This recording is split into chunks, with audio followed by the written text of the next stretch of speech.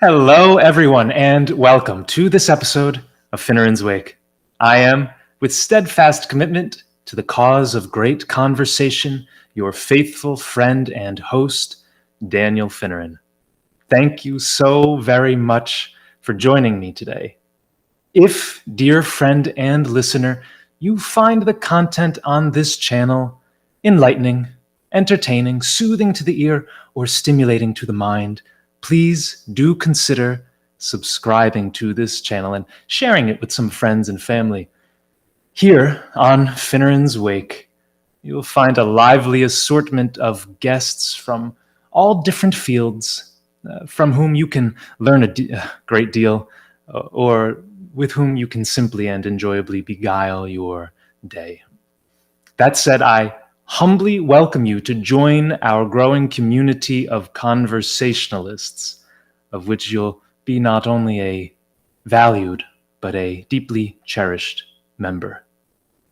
My distinguished guest today, with whom I'm very eager to chat, is Dan Levitt. For the promulgation of good science to the general public, in a format and a language that is accessible to all, we look now more than ever to trusted figures like Dan. For over a quarter century, Dan has written, produced, and directed an array of award-winning documentaries. His work has appeared on some of the best-known and well-respected outfits, including National Geographic, Discovery, Science, History, and PBS, all channels by whose amazing content I know I am not infrequently engrossed. After abandoning chemistry for cognitive psychology in college, Dan joined the Peace Corps, which landed him an assignment in Africa. There, in a remote Kenyan village, Dan taught science, biology, physics, and also history. Upon his return to America, he worked at the Franklin Institute, obtained a Master's of Fine Arts, became a documentarian, and, skipping ahead a couple of years, wrote this fantastic book, of which I have a copy right here, What's Gotten Into You? The story of your body's atoms from the Big Bang through last night's dinner. Dan, it's an absolute honor to have you on my little show. Thank you so much for giving me that honor. Thanks so much. I'm so happy to be here. Of course. So Dan, it's customary here on Finneran's Wake to begin our conversations with simple questions by which our rapport might be more quickly established and any anxieties we bring with us in an instant painlessly relieved. To that end, I pose to you the following simple question, with which, on a rhetorical note, you conclude your excellent book, What's Gotten Into You. Are our sensations solely a creation of chemical reactions, nanomachines, and the known forces of physics? Or is there more? Simply put, the question is there nothing more than the material world? Well, that's a simple question. A matter of controversy.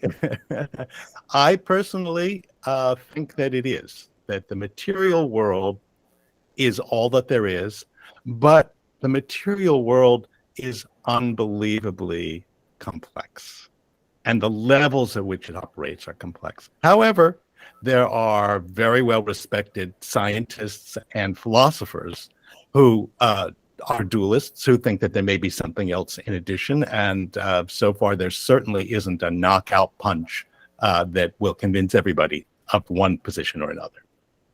Now, were you ever inclined toward the spiritual position, or from a very young age, were you subscribing to the material view?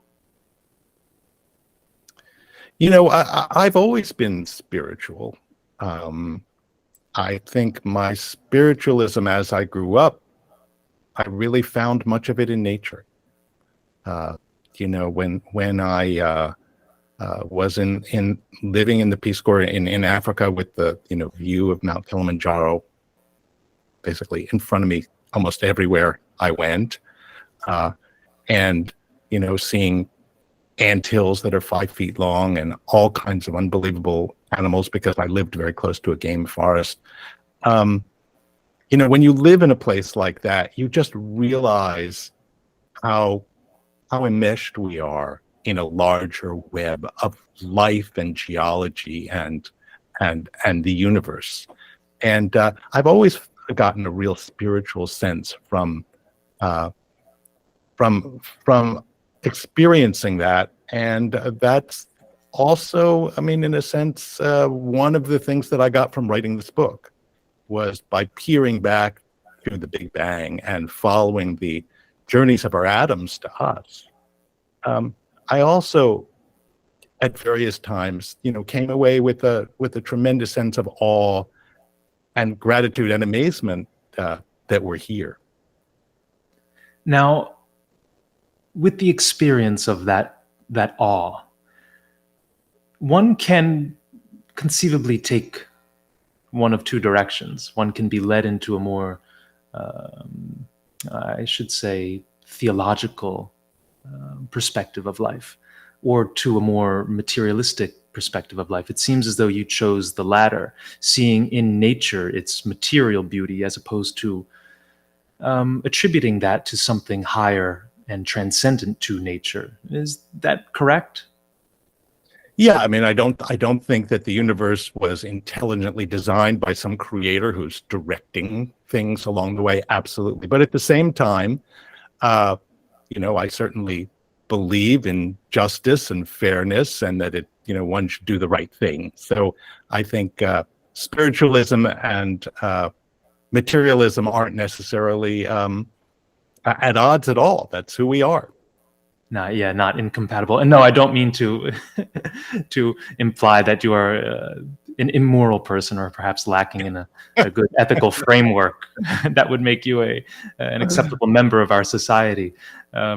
Maybe you can talk a little bit more about that experience in Africa. So, as I understand, upon your graduation from college, you obviously were adventurous to a certain extent, and you sought out a new experience on a faraway continent. What led you to Africa, and what is the main lesson or lessons, the main lessons that you took away from that experience?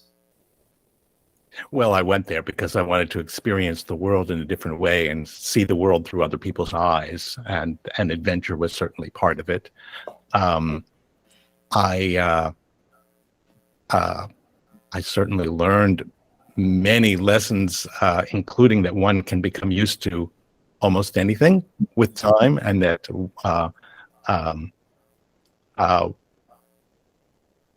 communities all over the world have very, very strong bonds that in some ways are independent of their material wealth.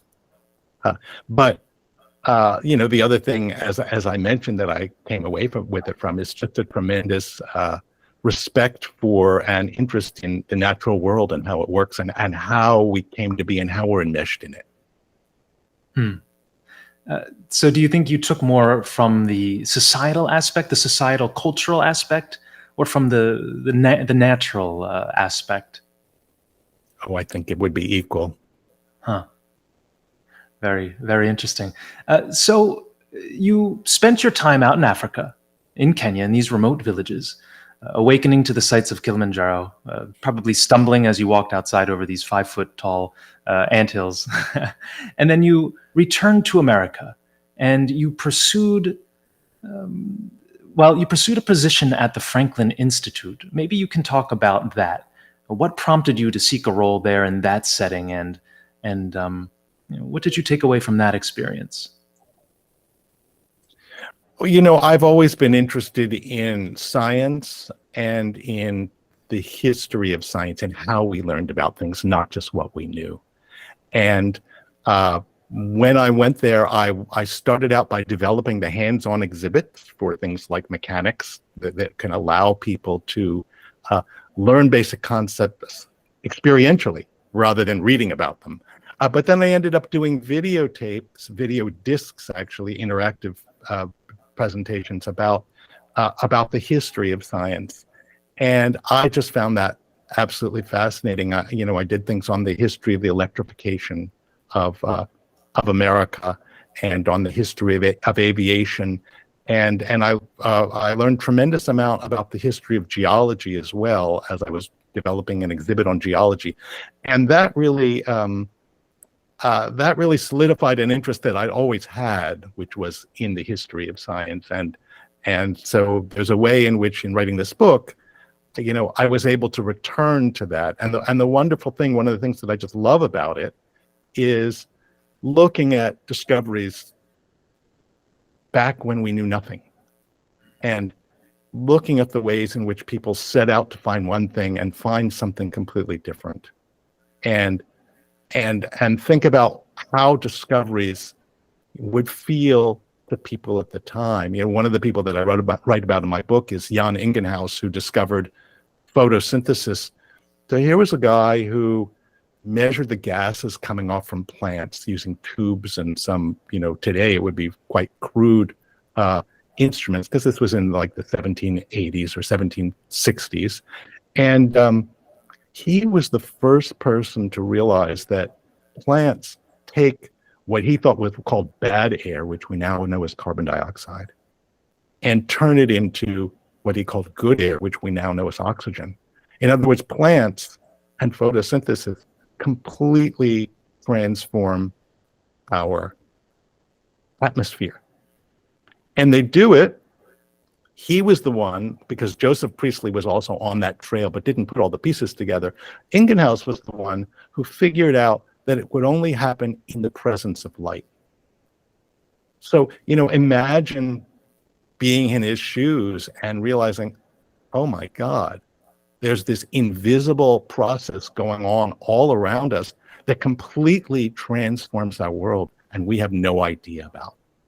And being deemed heretical at the same time, because you're trying to prove something at a time when you, like you said, you don't really quite have the instrumentation by which it can be measured, and you're trying to convince people of a theory in which you completely believe, because you perhaps both have the intuition that it's true and also have some of the empirical evidence to support that intuition, but are yet unable to convince everybody. And you brought up another name, Priestley, and that's one with which we're more familiar, perhaps because we're in the Anglosphere. But I always find that to be interesting and probably demoralizing to the memory of these unknown figures. Far fewer people know Ingenhousz's name than they do Priestley's name, the supposed discoverer of oxygen and a great scientist in his age. Can you maybe point to another unheralded hero of the history of science, whom we should know much more about but don't? Well, there's so many of them, and that was the fun things about writing the book, because the book traces the history of our atoms from the Big Bang through the creation of elements and stars, through the creation of the solar system and Earth, the creation of life, and then how those elements got to us and make us. So it's the grand sweep, because every single particle in our body began 13.8 billion years ago from the Big Bang.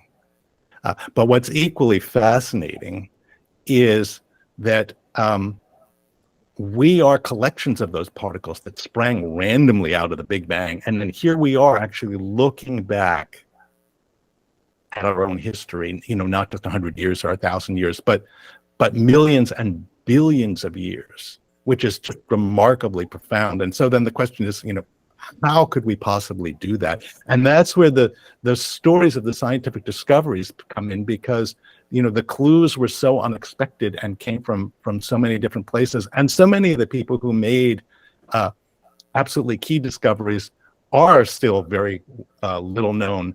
Ingenhousz is one of them, because Priestley was at the time very famous, and he claimed priority. He said, well, I discovered it, independently of Ingenhousz at the same time. And Ingenhousz was little known. Priestley was very well known. Priestley's name went down in the history books. Another wonderful character, and there's so many of them, is Cecilia Payne, who was a woman in the 1920s who completely transformed our understanding of what stars are made of. Because she's fascinating. because she studied astronomy in England under some of the greatest minds at Cambridge. But as a woman, she couldn't get a diploma even, because Cambridge didn't even give women diplomas, although they allowed them to study there. She was the only woman in her class. She had to sit in the front row by herself. Some of her teachers were very unhappy to see her there, while a few others were more welcoming. And she realized that when she was about to graduate, that all she could hope for was essentially to become a schoolmistress in England. So out of desperation, she found a fellowship. She was lucky enough to find a fellowship at Harvard. And at the time, we knew what stars were made of. That is, we knew that they were made of many of the same elements as Earth, but we had no idea proportionally whether stars were made of how much of one element versus how much of an element. Payne was the only one at Harvard at the time who was familiar with the very new theories of quantum mechanics, and was able to apply one of those theories that was proposed actually by a wonderful Indian scientist named Saha, and she applied it painstakingly to photographic plates, thousands of photographic plates at Harvard, and ultimately discovered something that her professors at Cambridge, were quite skeptical of, and they called her very brave for suggesting this, which was that the Earth, stars are 98% hydrogen and helium, and over 70% just hydrogen. At the time, people were sure, for many good reasons, that stars were made of exactly the same composition as Earth. That is, they thought that the stars, like our sun, had a huge iron core, just like Earth did. Payne was able to show that that's not the case at all, that stars are 98% hydrogen and helium. And one of the most distinguished stellar astronomers in the world told her that her thesis, which also covered other topics, was brilliant, but that particular conclusion had to be wrong. So in her thesis, she said, well, this particular finding is almost certainly wrong. That's what she wrote. Several years later, through other avenues of applying quantum physics, this astronomer actually realized, oh, Cecilia Payne was right. So he published an article in which he gave all the other reasons that this was right. And by the way, this nicely agrees with what Cecilia Payne discovered. So she, in fact, she was called by one astronomer in California the best man at Harvard. I was just about to ask you that. Was it Hubble? Someone bestowed upon her that darling epithet of the best man at Harvard, and quite a deserving nickname, and one that she certainly, I'm sure, proudly wore after having been not dismissed, but sort of marginalized at her universities in Great Britain. Yeah, well, she was, she was dismissed. That finding was dismissed when she was in the United States at Harvard. But there is a nice addendum to that story, which is she was allowed to teach. The president of Harvard swore that she would never become a professor as long as he was alive. Right. When he died, ultimately, she did become a professor and ultimately rose to be chair of the department and was quite celebrated. But throughout her life, she really faced tremendous amount of sexism and obstacles. But she was absolutely brilliant. Her PhD thesis was considered one of the brilliant in astronomy ever written.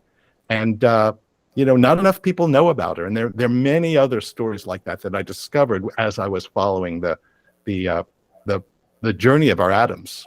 Yeah, and that's what makes your work especially interesting, and as I said earlier, in relation to the other works that you've done, engrossing, because this isn't a sterile look at chemicals strictly. You're looking at characters as well, and there are so many. It's almost overpopulated with all these fascinating people about whom you just want, as the reader, you just want to learn more. Be it Lemaitre or Hoyle or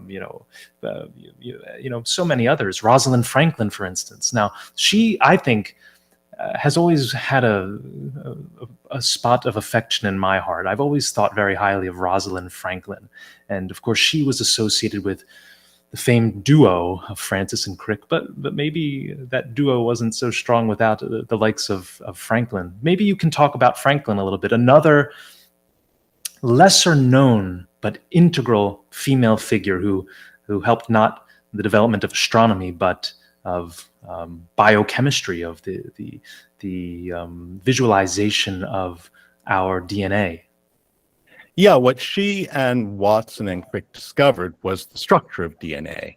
And Watson and Crick, of course, as everybody knows, wrote the paper in 1953 that announced its structure. And for years and years, few people knew about Franklin. But it turns out the work that she did was absolutely integral to their work, because she came to London and the study of the structure of DNA at a time when she had just about the only laboratory in the country that was using X-ray crystallography to try to uncover the structure of DNA. And she was an extremely skilled and patient experimentalist. And she came up with Photo 51 is famed as one of the most crystal clear images of the structure of DNA, which doesn't, by the way, reveal the structure when you look at it, except it reveals some aspects of it, and then particularly that DNA was a helix. If you knew enough about X-ray crystallography and the mathematics of it to unpack that. And so she made brilliant images, and she found and she made many precise measurements from them. Watson and Crick never did an experiment related to DNA. What they did was they took data from Rosalind Franklin, which was kind of slipped to them a little bit on the sly, and they also used very, very clever modeling and thinking of their own by creating almost like a tinker toy model of the various subgroups of DNA, and they experimented with trying to figure out how to put them together in order to come up with DNA's structure, which we now know to be a double helix. But without Franklin's work, they couldn't possibly have done what they did. And unfortunately, when their paper came out, and even later, they never really gave her the credit that they deserved. And that was a tremendous ethical oversight. Yeah, and posthumously, I think we've done well to recognize her contribution. But certainly during her life, it went unrecognized. Let me ask you, if you could choose a position, would you prefer to be someone who perhaps made or contributed to a great discovery and was integral to that, but was forever to be unknown in having contributed? Or would you prefer to be like Watson and Crick, a duo almost immortal, gracing every biology textbook, but perhaps maybe a little bit less deserving of that renown and that fame? Well, that's interesting question and a difficult one to answer. There is a tremendous satisfaction in being the first to appreciate something and to understand something when nobody else in the world knows about it. And that's one of the great drivers of science, is that feeling that many scientists experience that's just tremendously profound for many people. On the other hand, over and over again in my book, there were many people who came up with the discovery and then someone else claimed credit. And it wasn't just Rosalind Franklin, and it wasn't just Ingenhousz. There were many others, and we are social animals, and deep down, what other people think of us, and how other people assess us, in a sense, it's something that's very integral to our own self-image. So it can be very embittering to, as Ingenhousz experienced, to have made a tremendous discovery and then have somebody else take the credit for it. And so would I want to put myself through that? I'm not sure that I would. So you would prefer to take all the glory and the honor and perhaps contribute less. Well, I'm not sure. Those were the options. There are good sides, Steve. There are advantages to both. No, but I jest, and you're absolutely right. These are people like anyone else who are seeking, to some extent, honor and glory. And we like to think that one pursues science or the field of which he's a specialist strictly for the pure enjoyment of that study, of that pursuit. But I mean, we're all fundamentally motivated by similar things, and part of that is to leave a legacy, whether it be an intellectual legacy or some other artistic legacy. But you want to leave something behind. You want to achieve something great, and I think scientists especially are motivated by that, just as athletes are and artists are, whether it be selling albums or winning championships or scoring a certain amount of points. That motivation, I think, is nearly a universal one, whether you're a female or a male or what have you. So yeah, it's interesting to think that in these races to discover a certain thing, those motivations are at play. I'm reminded of in calculus, you were looking at Newton and Leibniz, and that was also a continental race toward a great mathematical discovery. And Newton is now crowned with having discovered it, but they were basically contemporaneous and almost simultaneous, almost as though it was like a tie going to the runner at first base in a baseball game. And you do a very good job in your book of peeling back certain layers and looking at who exactly should be credited with having suggested a certain theory, maybe before its most popular champion, let's say, who was ultimately given much more credit. I want to turn very quickly to someone to whom we do give a lot of credit, and that is Benjamin Franklin. Now, of course, I noted that you worked at the Franklin Institute, sort of at which your scientific and artistic, I think, passions really started to flourish. I couldn't help notice that you and Benjamin Franklin share a few similarities. I have to ask, is he a founding father for whom you have an especially large amount of affection? I do have a tremendous amount of admiration for him. He was, I can't compare myself to Benjamin Franklin at all. Franklin was a polymath who was an unbelievable writer. He was an unbelievable inventor. He was an unbelievable politician, and he was key to a lot of scientific discovery at the time. I'm sure you picked up that Franklin was a very, very minor character in my book because he was great friends with Ingenhousz, who was the discoverer of photosynthesis. In fact, Ingenhousz met Franklin when they were working on smallpox vaccinations in England, and Ingenhousz was also experimenting with electricity, inspired by Franklin. And funny story, they exchanged accounts of experimenting with electricity and accidentally having such a strong bolt of electricity that it knocked them out.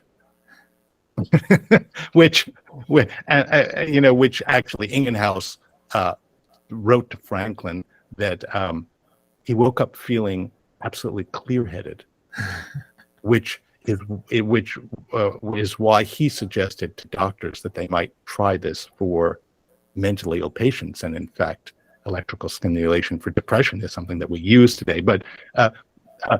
But Franklin was just so important on so many different levels in investigating the questions of his time. So he's absolutely a fascinating figure. I thought he might be in your life. The parallels that I draw are these. He was, of course, a son of Boston. He moved to Philadelphia at a young age. He was a popularizer of scientific theories. He was, of course, insatiably scientifically curious. You, as far as I understand, based on your history, are from Pennsylvania, perhaps from Philadelphia. Am I wrong? Philadelphia, yeah. You're from Philadelphia. You now reside in Boston, kind of a reverse of the Franklin movement to these two grand cities of ours. And you, of course, worked at his institute. I don't know if you have any plans for political office. I think that would, even though Franklin, aside from the Continental Congress, I don't know if he was ever elected to anything beyond that. But I thought these connections were perhaps meaningful. Maybe I'm wrong, though. Well, God forbid I should compare myself to Franklin, but thank you for that.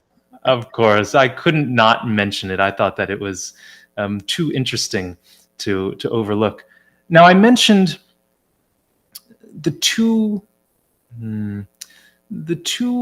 components of your work and of your history that I think have produced such a capable ability to speak to the public about these matters, and that is the scientific and the artistic. Of course, you mentioned that you were deeply interested in chemistry. I think you received your first chemistry set at the tender age of 7. You've ever since that time, I think, maintained and nourished a strong affinity for science. And then the artistic side, you returned from Africa and you pursued an MFA, a Master's of Fine Art, and became a documentarian. So can you tell us a little bit more about this balance in your life between the scientific and the artistic? I would ask you, of what matter, scientific or artistic, are you predominantly composed? 50-50. Maybe equal 50-50. Yeah, although I'm not sure which way I would have to go there. But no, it's true that when I made documentary films, the aesthetics was always a very, very strong factor. But I would say even more so, what I've always loved to do is to learn about something and then explain it in a way that's enjoyable for the listener, or in this case now the reader. And that's what I did with my documentary films. Is I would learn about the archaeology of Custer's Last Stand or the lives of great physicists, and then figure out how to make an engaging film about it. And equally, writing gives me the same pleasure in trying to really get to the crux of what is it about this story that makes it so engrossing, and how do I communicate to that to people, including those who may know very little about science. I love that challenge. Yeah, and I think you succeed at that, because so often these works, even popular works of science, can be so barren and tedious and difficult for the layperson like myself. And we are inherently, I think, narrative-seeking beings, organisms, if you will. We need a story. And that's why your presentation of all these fascinating characters, with the discovery of their molecules and their theories and all such things, is what makes it so vital a read, I think, at this point in time. Let me ask you, as a director, no matter the genre in which you're working, as you say, you're always looking for a certain aesthetic effect. Now, less doubtless as a documentarian of science than as the director of a Meryl Streep film, for instance. But drama is still going to be central to the medium of motion pictures, of which you are a creator. So walk with me, if you will, into this hypothetical. I think you'll enjoy it.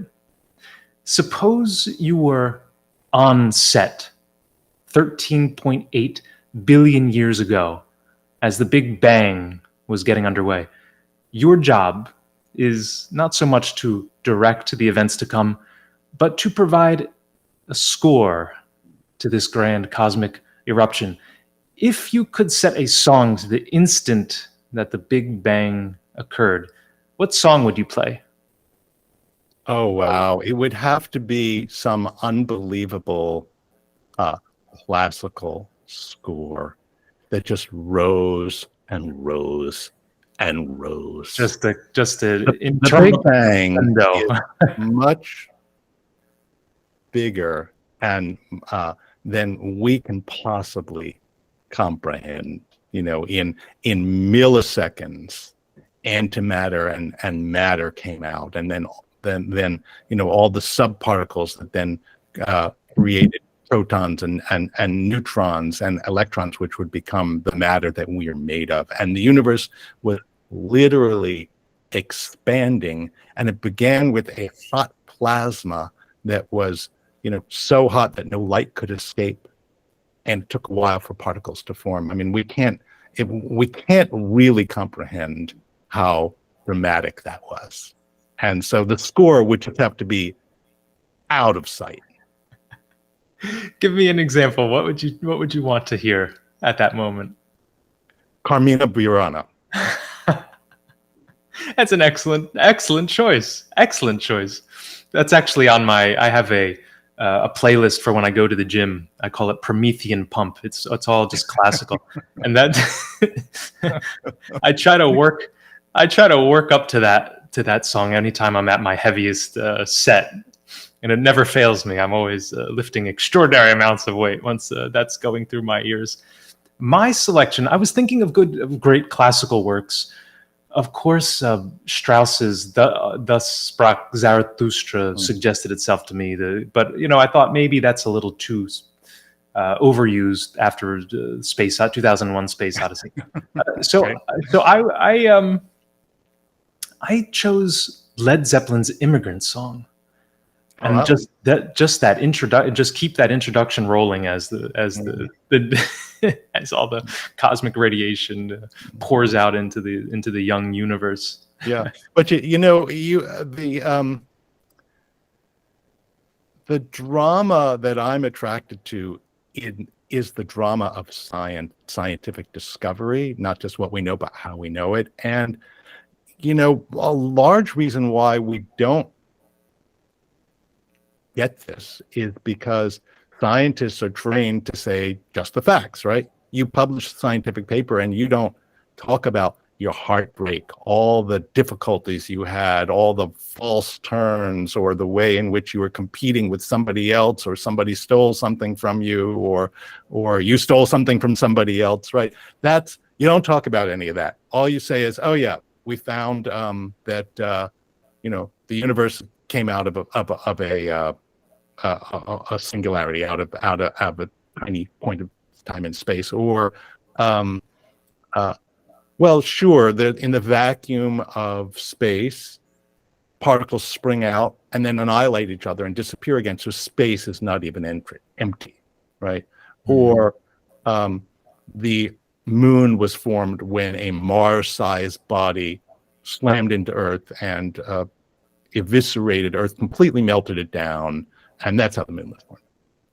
And what they don't tell you, right, is all the work that went into it, and as well the feelings of disappointment, vindication, triumph, competition that they feel. It's all there, right? It's there in the science. It's just that scientists aren't trained or rewarded for telling the stories in that way, and that's why we need storytellers to help them do it. Precisely why we have you, and we thank you for your efforts. You're doing precisely what we need to be able to thoroughly enjoy these things, because like I said, fundamentally, yes, we are seeking empirical data or datum to be able to operate in the physical world and to be able to understand it more thoroughly. But we also are fundamentally narrative, story, drama seeking individuals, humans. Right. And so without that barrenness of the pure empirical, it's not meaningless to us, but it certainly doesn't touch us the way that it might otherwise. Yeah. Yeah. So we talked repeatedly about the Big Bang, and that's a topic about which we could talk endlessly. Now, it's often said, and correctly, I think, that the two pillars upon which Western civilization is built are the Jerusalem and Athens. So Judeo-Christian religion and Greek philosophy. And much as they join together in supporting this firm foundation, their cosmologies differ to a point of irreconcilability. And I've always found this fascinating.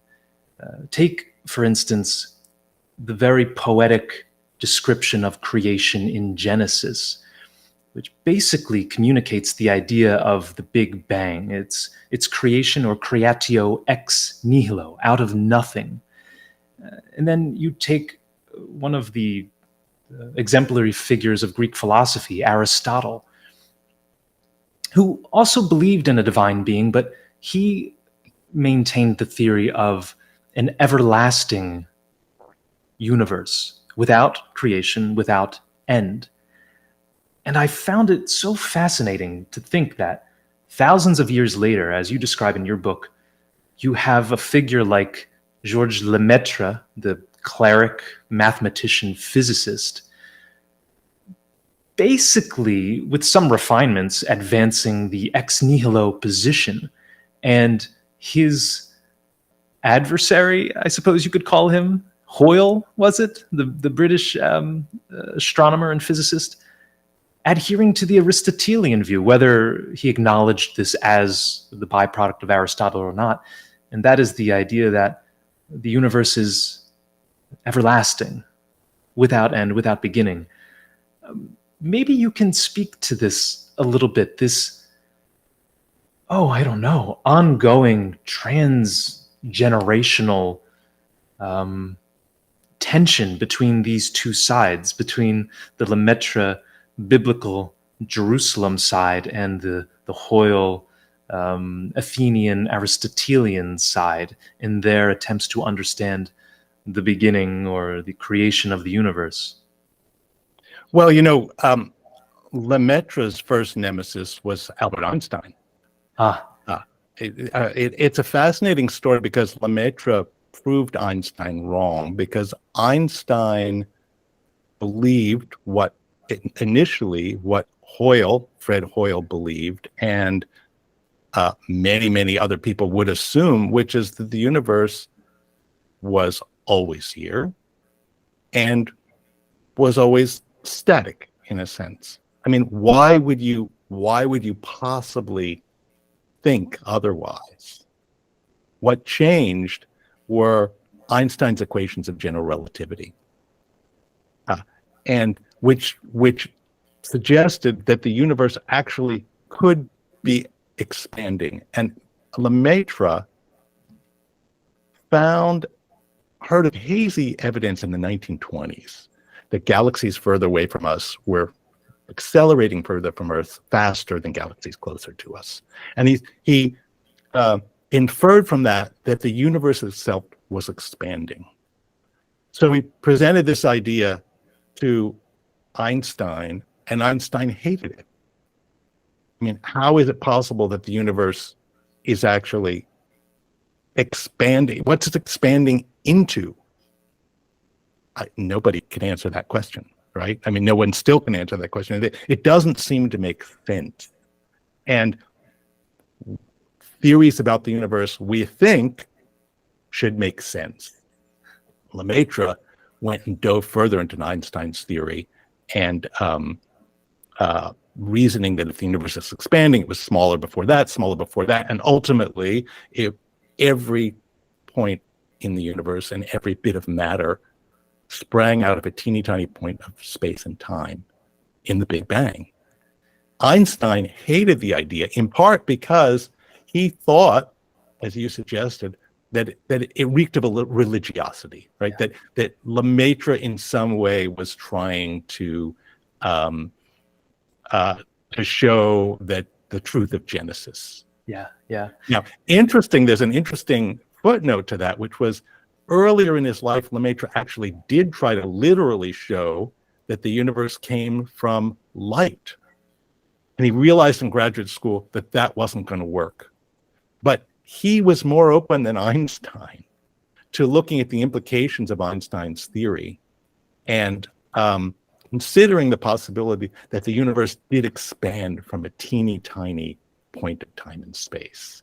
And what changed things, though, was the evidence. Einstein ultimately looked at the evidence from Hubble, who came up with better defined observations, and there were other things that made Einstein ultimately, after consulting with many people, change his mind. Now, Fred Hoyle is fascinating because Hoyle, who was one of the most brilliant physicists of the 20th century, and also one of the most contrarian, right? And like Einstein, wanted to construct things from first principles himself. To him, again, the idea of the Big Bang just seemed ridiculous, right? In fact, he was the one who coined the term the Big Bang because he said, well, of course the universe has always existed.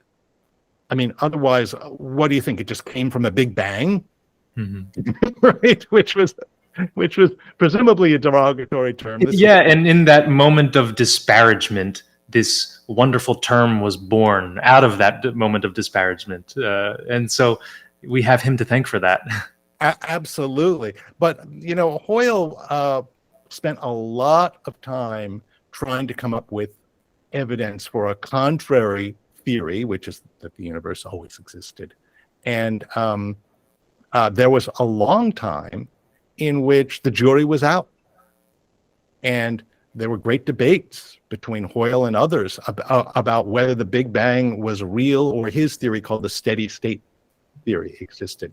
And ultimately, what made the difference was a discovery in 1963 of the cosmic background radiation, which was proof that there was radiation that went all the way back to the beginning of the universe that we could still detect.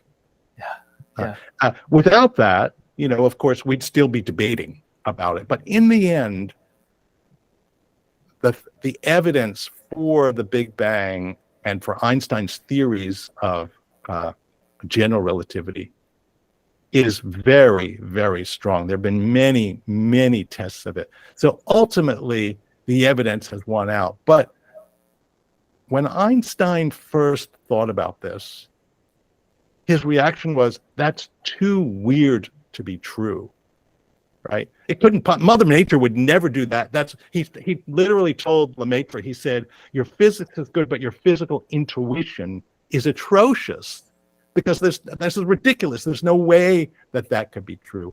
And that's one of the interesting things that I found in my book, that again and again, things that we thought were too insane to be true turned out to be true. And that's one of the wonderful things about the natural world and the universe that we live in. Yes, and it's not as though Einstein was untouched by a spiritualism of sorts. I think he would have identified himself as a deist. But I find that episode so fascinating, and this is among many fascinating episodes from which one can choose, because here you have Lemaitre, who's probably, looked at suspiciously by a lot of members of the scientific community for having been raised in the church to a certain extent and then pursued science professionally as well in England. And now you have this guy putting forth a theory that just reeks of religiosity, religious quality. And like Hoyle, you would be tempted to reject it out of hand. And also the mere concept, if you're not a subscriber to the biblical story of Genesis, that all that we see around us and all that we are began from a moment in time, or out of time, or with time, from a very almost infinitesimally small density of matter, is, like you said, almost unthinkable, almost incomprehensible it really does bewilder and perplex the mind. So I think it's really noble, or it was very noble of Einstein, whom we think was completely omniscient and infallible, at least lay people do, using his name as a synonym for perfect genius, to have expressed such humility. He acknowledged his errors, the errors of his ways and his calculations. I have written down that very quote that you said. He says, your calculations are correct, conceding that, the mathematical point, but your physical insight is abominable. Well, what exactly is the physical insight if your calculations are correct? What does that matter? And speaking of calculations, as you write in your book, and I was unaware of this, Einstein used his cosmological constant. This was his, as you say, his fudge factor, which enabled him somewhat conveniently to get at the right answers that he was seeking. So again, it speaks to your book. It speaks to this fascinating interplay between these two or three brilliant scientists in different stages of spiritual belief. And I also find that interesting. Lemaitre, a devout Christian. Einstein, somewhat curious deist, and then Hoyle, an affirmed atheist, all kind of taking different paths and arriving at different places through the course of their journeys. So that story, I think, is wonderfully told in your book and really, truly fascinating me. Maybe you can give some final remarks on that. Yeah, well, I mean, mind you, Lemaitre was not just religious. He was a very devout priest who joined a fellowship of priests, and he remained part of that fellowship for his entire life. Every year he went to their annual meeting. So he was extremely devout, but he was also, even in the early days, he was brilliant, and he was well respected as a mathematician, as a scientist. And Einstein didn't have any choice. I mean, you can call Einstein noble, and I mean, there were people like Fred Hoyle who just wouldn't accept the theory, but Einstein really didn't have that much choice. He looked at the evidence. He talked to a lot of people, and that's what, in the end, makes the difference in science is the evidence. And again, when people come up with these crazy ideas that we reject in a knee-jerk fashion, that couldn't possibly be true. In the end, what brings people around is the evidence. And Lemaitre is also interesting, of course, because he was allowed by his cardinal to go to Cambridge to study relativity, and he was asked, how do you reconcile your religion with your science? And what he told an interviewer from the New York Times was that science and religion are two paths to truth. Huh. Science tells us about the natural world. Religion tells us about salvation. And there's nothing incompatible about them. Tell me, how would you respond to his answer? Now, I ask that because I'm reminded of the famous idea put forward by the American paleontologist Stephen Jay Gould, a term that has stuck with me. I think I learned it at a young age and didn't quite understand it, but for whatever reason, it stuck with me. And he promulgated the idea of non-overlapping magisteria in describing religion and science. He said that they are basically exclusive to each other, and as his term indicates, do not overlap. And I was much taken by that idea. Through my process of maturation, both chronologically and intellectually, I think that I've since moved away from his sort of dichotomous view. But what do you think about those two positions? Let's say that the Lemaitre position is the one in which these two fields can point to truth, perhaps via different routes, but they do have some overlapping. And the Gouldian position, which states no, these are two exclusive, irreconcilable domains. Well, I think the answer is we're never going to find evidence that's going to prove one or the other. So, I mean, what do I think personally? I personally don't believe in an omnipotent God who has, who's behind the veil of the Big Bang. But at the same time, I think that given what we know about the universe and given what we don't know, people who, like Lemaitre, are devoutly religious of whatever religion, but also can also find a way to believe in science, because I completely agree with Lemaitre that we don't look to scripture to tell us how volcanoes work, how the earth was formed, but there are other things that people do look to scriptures for, and that's a perfectly legitimate fundamental belief. I agree. You used a term, behind the veil of the Big Bang. It would be certainly convenient were there to be an omnipotent, omniscient, omnibenevolent God there pulling the strings and setting everything in motion. But I'm going to ask you the unanswerable question. To your fancy, what do you think preceded the Big Bang?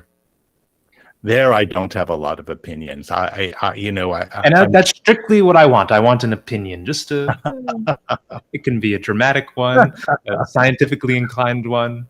Well, I'm sure that there are some people who think that the universe began in a Big Bang, expanded, and then gravity pulled it back again into a tiny point again, and then it expands. So it's a yo-yo universe. The oscillating, yes. So we should say that there are, I don't know if "are" is the right word. There have been three competing theories about the creation and the perpetuation of the universe. Like you said, the Big Bang, which is generally accepted, the steady state, that's the Aristotelian, and the oscillating or the yo-yo type universe that you're describing. So go on with that one. And I don't think the steady state is one that many people, although you never know. I mean, somebody could come up with one, but that's not one of the leading contenders now. But the other very prevalent theory among physicists is many people think that we live in a multiverse, and that there are, I don't know if it's an infinitude or many, many different universes. Perhaps some of them have completely different physical constants, and ours just happen to be tuned in a way that life was created, and others might have different kinds of life or no life at all. I don't think that my mind can really get behind any of those, because I don't have enough evidence. I have no idea. I join you. It's certainly possible, but I don't have a gut feeling about it because it's so beyond my intuition. And I join you in that incomprehension and that ignorance. To me, perhaps I just haven't a sufficiently sophisticated mind. That certainly could be the case, but I just have no way of even conceiving of a multiverse type setting in which multiple ongoing or universes are existing. It's difficult for me even to begin to explain how that would take place.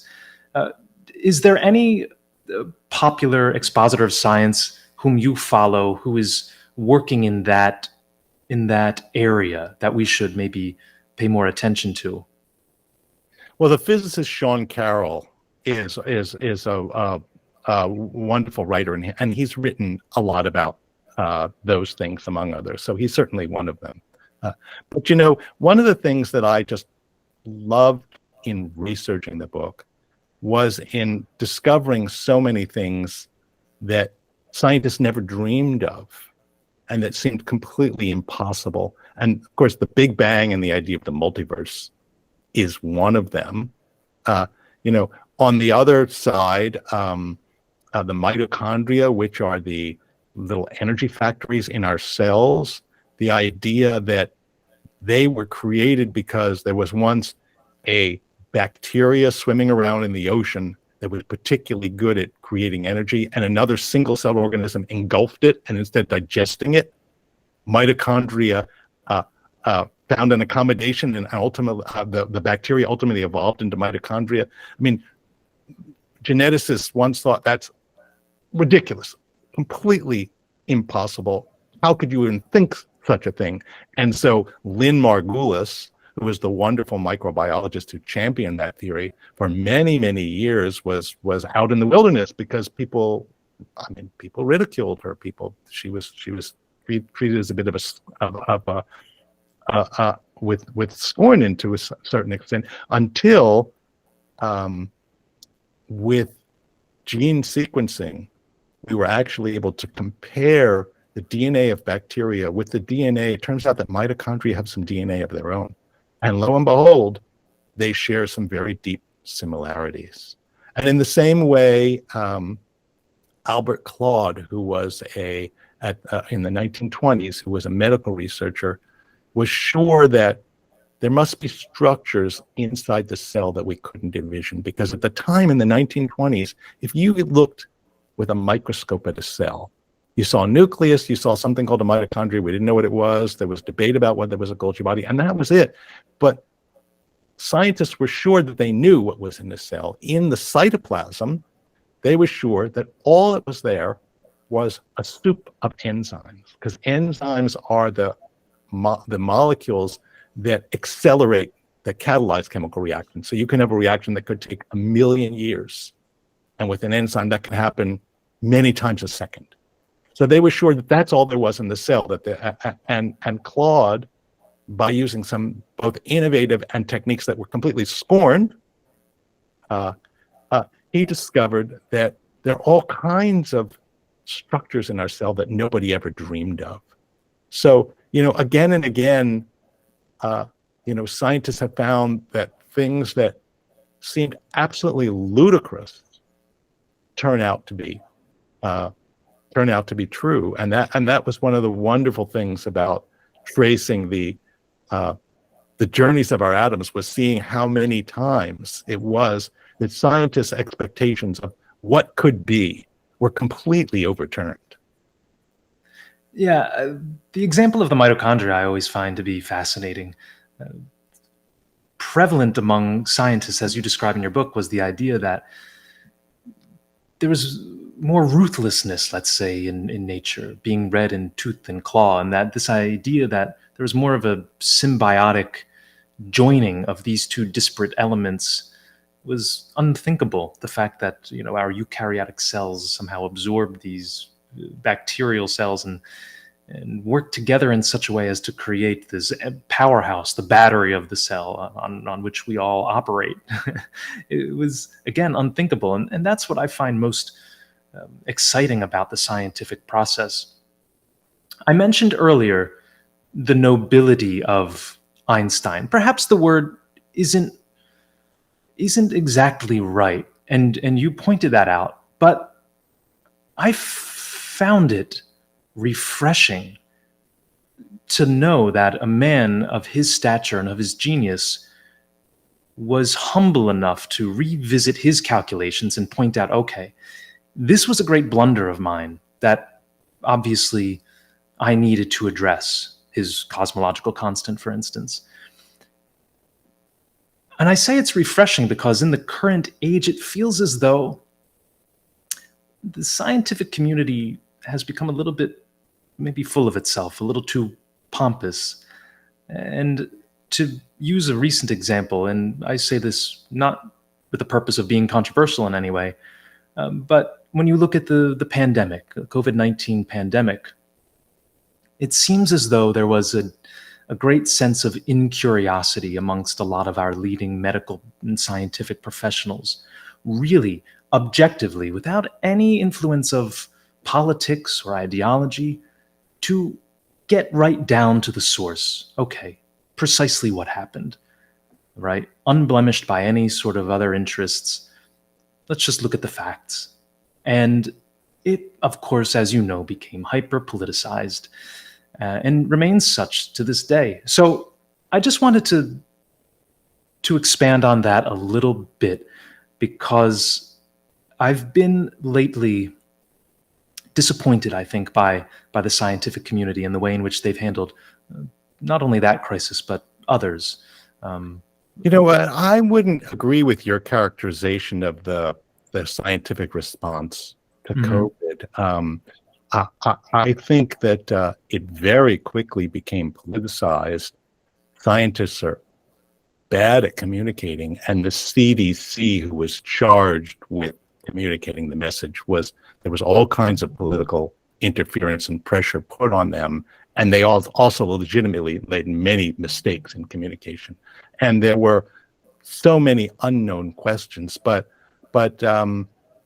you know, when you're faced with something that you have no explanation for, you try to come up with as many theories as you can, and you try to run them down as fast as you can, and that's what scientists did. And you know, to the extent that there were people who maybe were less interested, as you put it, I think that was a very, very, very small minority. I mean, I think actually the opposite was the case, that there were all kinds of people who completely abandoned the other research that they were doing to dive into trying to understand COVID and the nature of COVID and the nature of threat that COVID presents. So I really think all the smoke and confusion about it really had to do more with the politicized debate and the poor communication than about the genuine reality of the scientific community's response to it.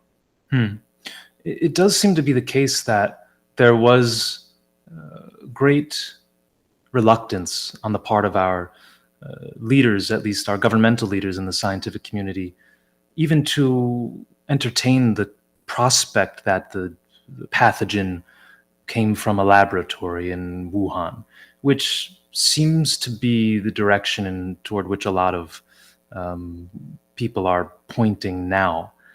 So yes, of course, there was a long duration of time when we simply did not know, and it would have been hasty and perhaps dangerous to jump in. That's such a political issue. I mean, and that's the explanation, right? I mean, it's so political. It has to do with geopolitical politics, who was president at the time, you know, the political realities of what the researchers in China, you know, under that particular authoritarian regime, you know, are subject to. It's not science unfettered and objective, right? So right, so and that's what I'm saying. I mean, it was very adulterated by so many other concerns.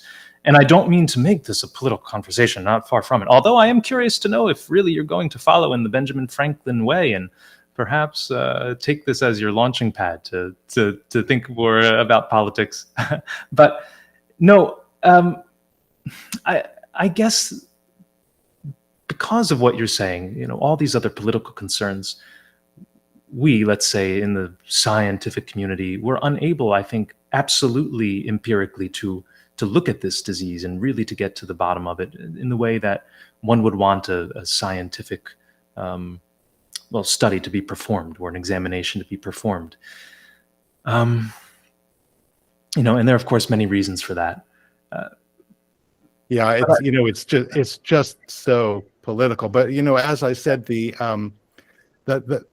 one of the things that I found emerging from my book, which is absolutely fascinating, is that all of us are full of cognitive biases. Yeah.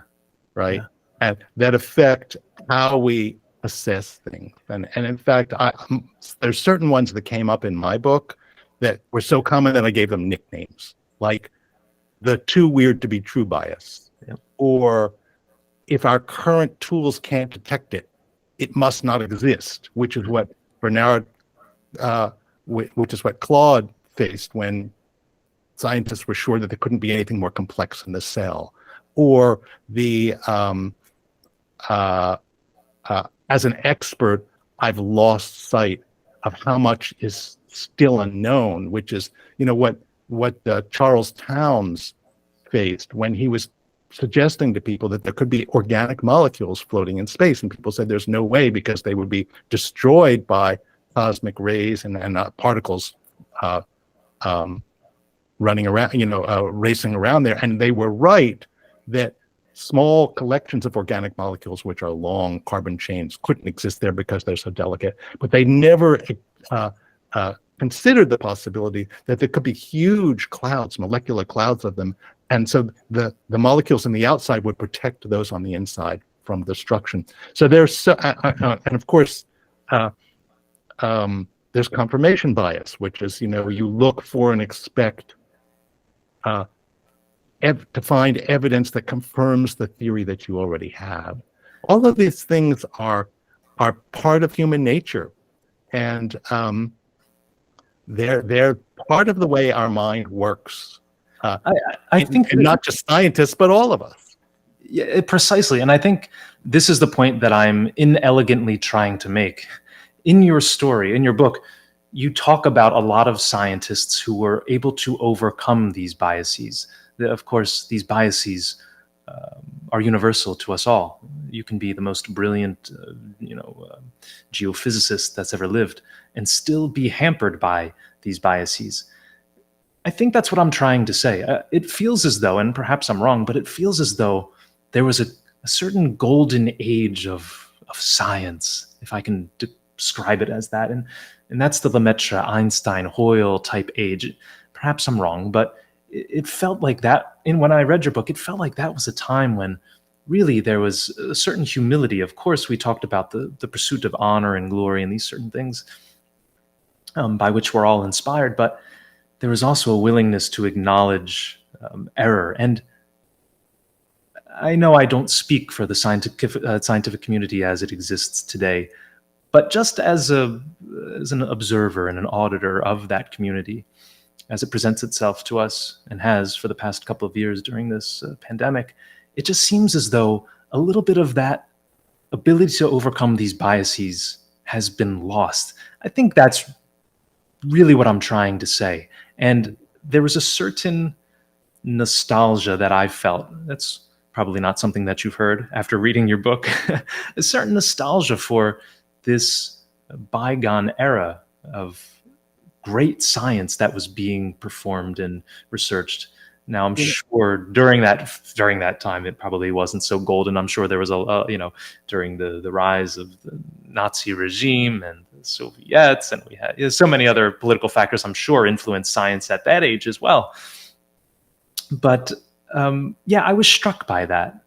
I took a bit of a different lesson from the history because what I discovered was that again and again, biases got in the way of great discoveries. And, there's a philosopher of science who once said, when you have great paradigm shifts, that often you have to wait till the old scientists die out in order for people to accept the new theories. That's not what I saw in the examples that I wrote about, that I looked at in the book.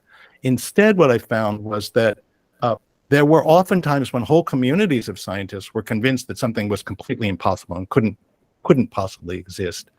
But in the end, they kept going back and looking at the evidence and looking at the evidence, and they remained open to the evidence. And ultimately, in the case of the Big Bang, in the case of the origin of mitochondria, in the case of the different structures inside our cells, in the case of organic molecules in space, in the case of what the sun is, what the sun and stars are made of, and so on. Ultimately, even when whole communities of scientists thought this is ridiculous, they came around, and it wasn't generally because people died. It's because they listened to the argument and new evidence came along. Just like in the steady state theory versus the Big Bang, it was the new evidence of the cosmic background radiation that all of a sudden changed the picture for everybody. And I think that's equally true today, that in the short term, and remember, COVID's not been around for a long time at all, right? In the short term, I think we do see that often scientists, whether on the granting committees or otherwise, say, no, that's impossible and write things off.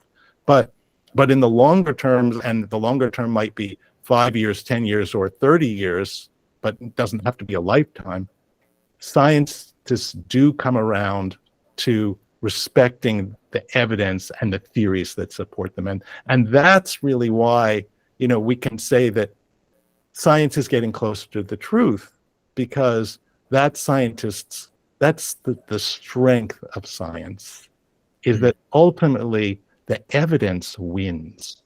Maybe not overnight, but in the end, it does win, because scientists are, despite their competitive streaks and their hope for glory and, all these other human characteristics that we all have, they all do want to ultimately understand what is.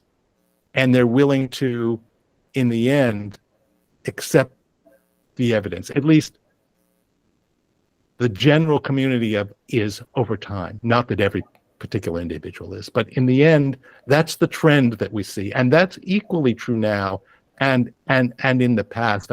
I'm not convinced that in the past there were more people who were open to evidence than now, because I think people have always had these blinders. Yeah, in fact, it was probably just the opposite. That was such an extraordinary explanation. I thank you for that. I'm certainly much more encouraged now, having listened to that, than I was previously. And I'll have to think about that a little bit more. Your optimism, your enthusiasm is infectious. And again, something very intimately felt through the words of your book.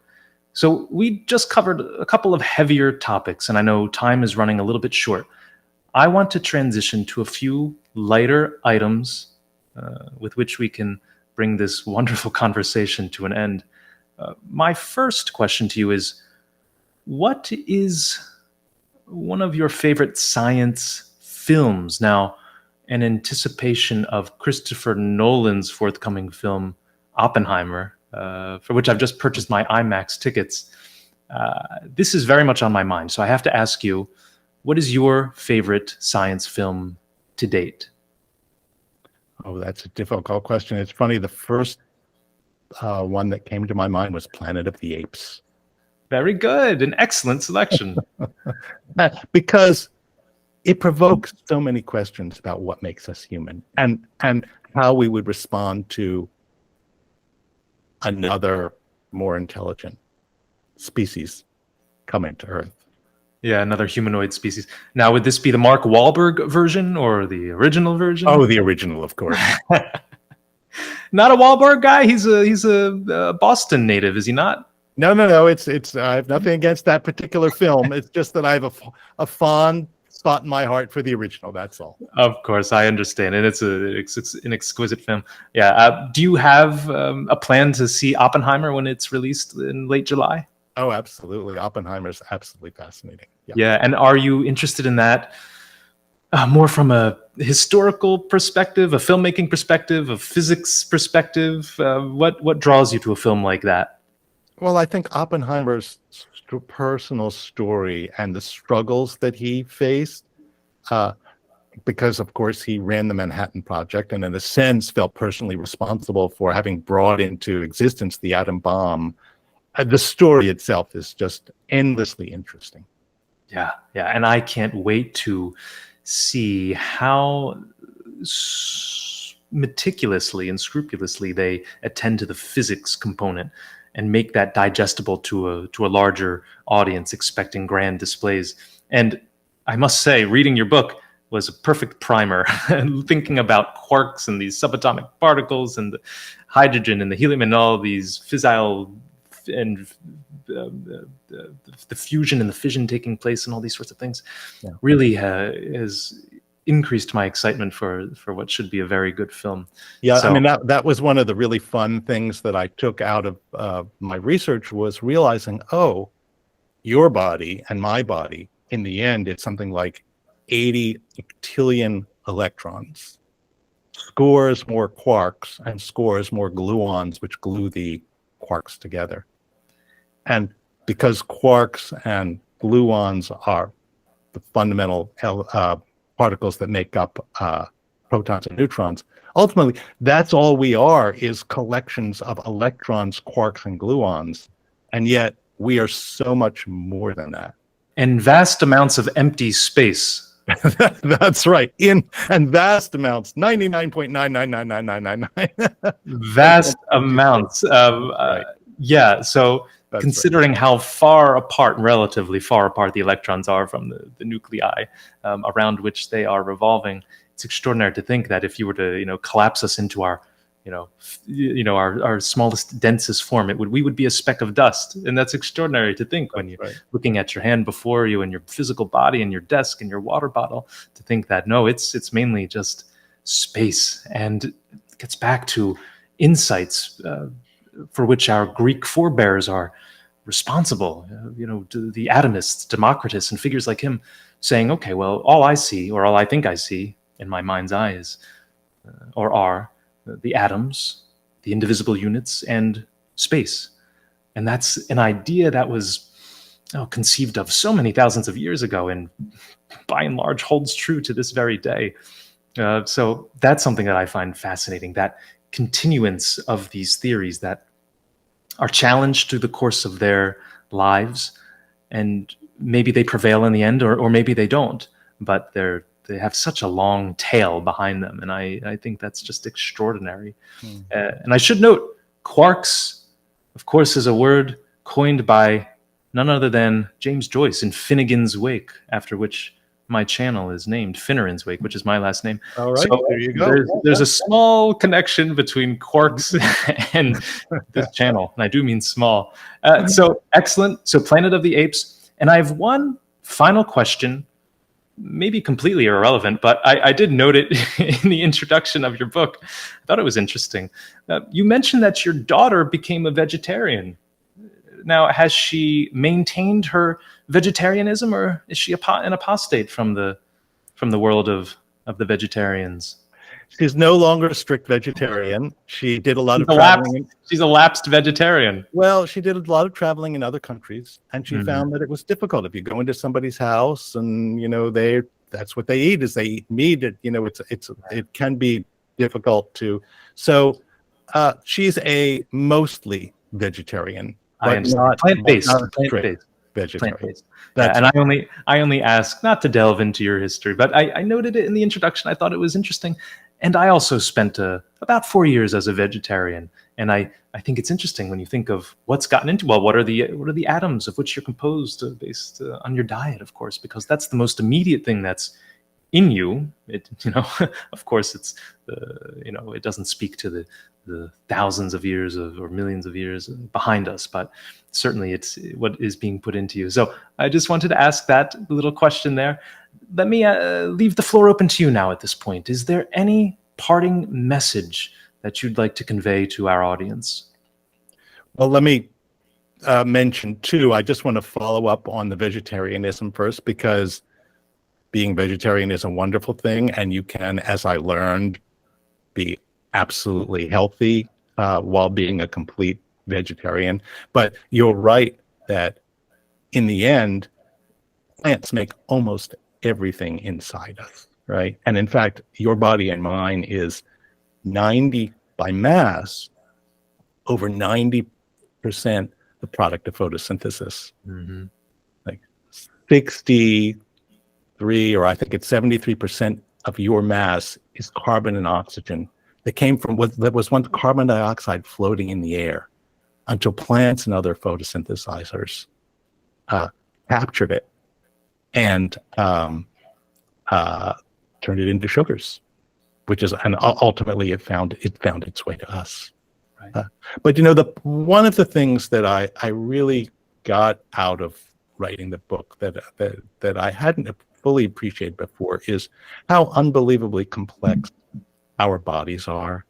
I mean, random particles, quarks, electrons, and protons, and that came out, quarks, electrons, gluons that came out of the Big Bang. Now, your body and mine is 30 trillion cells, and each of those cells have like 100 trillion atoms in them, in every single cell, and they create an unbelievable diversity of molecular machines inside our bodies, all kinds of organelles and pumps and other kinds of things with whirring parts that do work. And so, there's a way in which, when I think about the journey that the atoms and the particles within us took from the Big Bang to us here, not only is it remarkable, but I come away with the same kind of feeling I get when I visit the Grand Canyon, or when I been in the Himalayas and looked at the highest peaks, is again just a feeling of awe and gratitude that this unlikely series of events ended up making us. And retracing that journey has been a powerful lesson for me in recapturing that emotion. And I think that's a beautiful and edifying note on which to end, and that is the gratitude.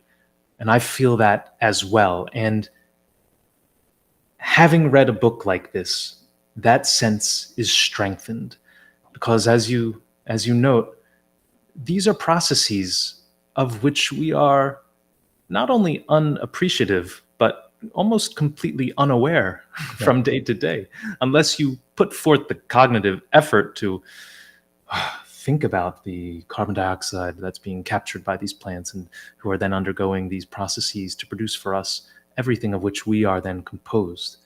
It's such a grand and yet infinitesimal design. I hate to use that word, of course, having already covered those topics relating to religion and science earlier, but for a metaphor, for an artistic use, I'll say design. And it's just so beautiful. And again, your book shines light on that beauty, just as the sun is shining light on those plants. So I would encourage everybody to take a little bit of time and to think about all the processes that are going on around you, whether it be in the soil or in these plants before you, or as you put your fork into a vegetarian eggplant parmesan, or a veal, cutlet, whatever it might be. Think about all those indiscernible, undetectable little chemicals that compose these great things that we nourish ourselves with and build ourselves out of, and really take pleasure in that. And of course, I will end once more, not that it's needed, with another endorsement of this fine book, available anywhere that such books are sold, and at your local libraries, I'm sure, at which I picked mine up, and I now have it in my Amazon cart for a more permanent proprietorship. And of course, with that, I encourage everybody to subscribe to this channel, to share this episode with a scientifically curious family member or friend to whom I think it could do some good. So with that, Dan, I thank you one more time for your generous allotment of time that you've given me, for this wonderful book that you've written, and for the great work I'm sure that you'll do in the future. Thank you again, and farewell to everyone. I'm Daniel Finneran from Finneran's Wake.